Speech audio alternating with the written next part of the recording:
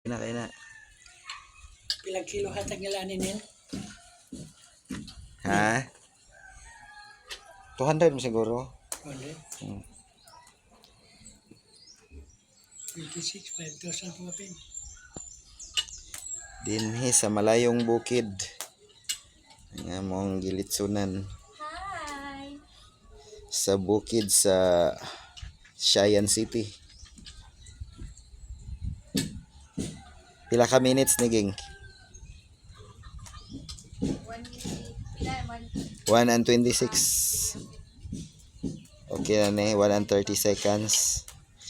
Sige, for the last time, atong i-focus si Litson Crispy. Oh, gasinaw oh. Lami kayo. Wow. Wow.